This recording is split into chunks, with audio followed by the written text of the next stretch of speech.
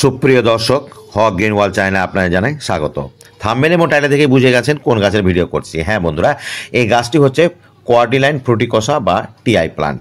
গাছটি যথেষ্ট লম্বা হয়, গাছটি হেলে পড়ছে। এখানে রেখেছি আমি সিঁড়িঘরের চৌকিতে, যেখানে ফিল্টার সানলাইট পাই। তো গাছটিকে আমি চেঞ্জ করব। প্রকৃতপক্ষে এই গাছটি কিন্তু ইনডোরের নয়, সেমি ইনডোরের। তো এই গাছটি কিন্তু বাইরে আউটডোরে খুব সুন্দর হয়, পাতাগুলো একদম গোলাপি হয়। তো আজকে আমি এর মিডিয়া চেঞ্জ করব এবং নতুন একটি গাছ বসাবো। তো এই যে গাছটা তৈরি করেছি আমি, বেশ কয়েক বছরের গাছ এটাও, কিন্তু আমি এটা প্রুনিং করে বেটে করে রেখেছি এবং দুটি ব্রাঞ্চ তৈরি করেছি। আগামীতে এই লম্বা ব্রাঞ্চটাও কেটে দেবো, তখন এখানে আবার ব্রাঞ্চ তৈরি হবে। তো আজকে আমি এটার মিডিয়া চেঞ্জ করে এই নতুন টবে বসিয়ে দিলাম। সাধারণ মাটি ওয়েল ড্রেনেজ করতে হয়, খুব সহজেই বিরাট কিছু খাবারের প্রয়োজন পড়ে না।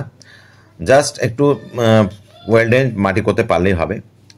10 মাটির সঙ্গে কম্পোস্ট বা গোবর সার দিয়ে একটু কিছু বন্ডাস থাকলে খুব ভালো হয়। প্রথম দিকে এই দিয়ে গাছটাকে যেখানে ছিল আমার সেখানে রেখে দিলাম। গাছটি ধীরে ধীরে কিন্তু এবার বড় হবে।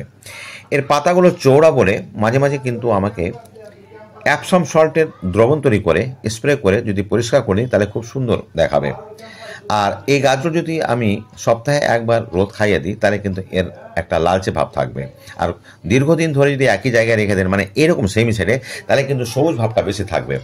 আর এর ব্রাউন বা এটা একটা লালচে গোলাপি টাইপের যে রঙটা নিয়ে আসতে গেলে কিন্তু আপনাকে একটু রোদে রাখতে হবে আর কি। সরাসরি সূর্য আলো পড়লেও কোনো অসুবিধা নেই। তো আমি এটা শীতকালে তো জানালাটা 12 মাসই খোলা থাকে, আর এটা রাত্রিবেলা খোলা হয়। সারাদিনে রোদ আসে খুব বেশি বলে বন্ধ থাকে।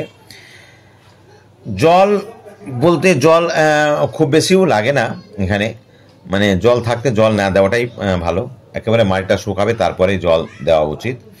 জল বেশি হলে কি হয়, ওর একটা কন্দের মতন যে জায়গাটা আছে সেটা কিন্তু পচন ধরে যখন, এবং গাছের বৃদ্ধিটা ব্যাহত হয় এবং একসময় গাছটাই নষ্ট হয়ে যায়। তাহলে জলটা দেবেন একটু বুঝে, মাটি না শুকালে জল দেবেন না। আচ্ছা, এই যে দেখতে পাচ্ছেন দুটো শাখা হয়েছে, এটাও যদি আমি একসময় কেটে দিই তাহলে এখান থেকেও কিন্তু দুটো শাখা বা তিনটা শাখাও আমার বেরিয়ে যেতে পারে। সেটা আমি আপনাদের দেখাচ্ছি যে একটা জায়গায় কাটলে দুটো জায়গায় তিনটাও বেরোতে পারে, চারটাও বেরোতে পারে, এবং থোকা একদম বেশ বুশি আকারে হয়ে যেতে পারে একটু বয়স হলে। তো চৌড়া পাতা মাঝে মাঝে স্প্রে করতে হবে জল দিয়ে। তো এইরকম একটা আমি এখানে তৈরি করেছি, যেটা আমি উপরটা কেটে দিয়েছিলাম এবং তলার দিক থেকে বেশ কয়েকটা বাঁশ তৈরি হয়েছে। একেবারে উপরের দিকে ডাইব্যাক হওয়ার মতো কিছুটা শুকিয়ে গেছে, সেটা আপনাদের সামনেই আমি দেখাচ্ছি। তবে এই গাছটা কিন্তু আরও সুন্দর লাগবে, কারণ এর পাশ থেকে বেশ কয়েকটি ব্রাঞ্চ বেরিয়েছে। আমি আগেই বলেছি যে অনেক সময় এটা অনেক দুটোর চাইতেও বেশি ব্রাঞ্চ বেরিয়ে যায়। তো উপরে অংশটা শুকিয়ে গেছে বলে আমি কিছুটা অংশ কেটে দিলাম। এবার এই গাছটা একটু আর বড় হলে সুন্দর একটা শোভনীয় পটে যদি এটাকে বসিয়ে দেওয়া হয় তাহলে কিন্তু এটা বেশ বুশি আকারে, বেশ পাতাগুলো বেশ ভালো লাগবে দেখতে।